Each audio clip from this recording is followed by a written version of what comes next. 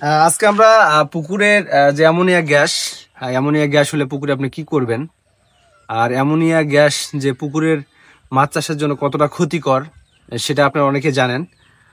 আজকে আমরা আসলে মাছ চাষ, যে আপনারা ক্যাটফিশ মাছ চাষের ক্ষেত্রে অ্যামোনিয়ার প্রকোপটা আসলে কিভাবে কমাবেন সেইটা নিয়ে আজকে আলোচনার চেষ্টা করব।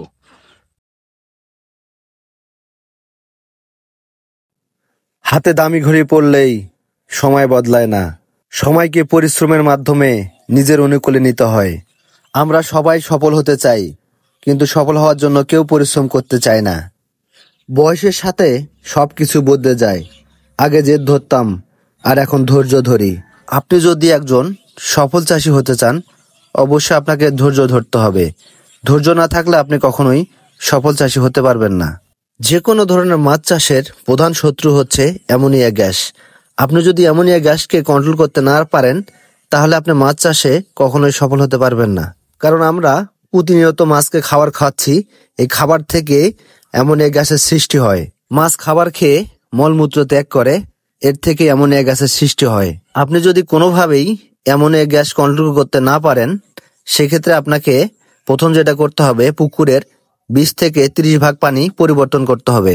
তলদেশ থেকে 20 থেকে 30% পানি আবার দিয়ে পূরণ করুন। এরপরে আপনি শতাংশে 200 থেকে 250 গ্রাম চুন প্রয়োগ করেন। অবশ্যই চুন 72 ঘন্টা বা 24 ঘন্টা ভিজায় রাখবেন। তারপরে পাতলা করে ছিটাই দেবেন। অবশ্যই চুন দেওয়ার সময় চুন ছেঁকে নেবেন। চুন দেওয়ার উদ্দেশ্য হচ্ছে পানির পিএইচ এর মান ভালো থাকবে।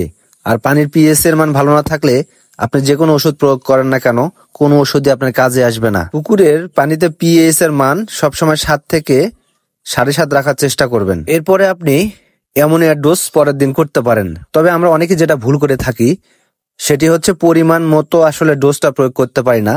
আমরা অনেকে বিভিন্ন সোশ্যাল মিডিয়ার মাধ্যমে দেখে ডোজটা করি, এটা আসলে ঠিক না।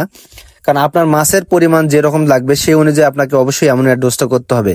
কারণ মাছের যদি ঘনত্ব বেশি থাকে, ডোজের পরিমাণটা অবশ্যই আপনাকে বাড়ায় দিতে হবে। আমরা অনেকেই যেটা ভুল করে থাকি, যে হালকা পরিমাণ ডোজ করে আমরা মনে করি যে আমরা আসলে ডোজ তো করে ফেলছি গত কয়েকদিন আগে।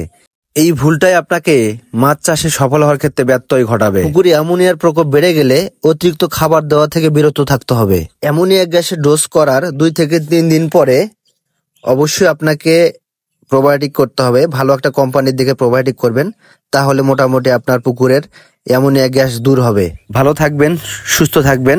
ভিডিওটি ভালো লাগলে অবশ্যই শেয়ার করবেন।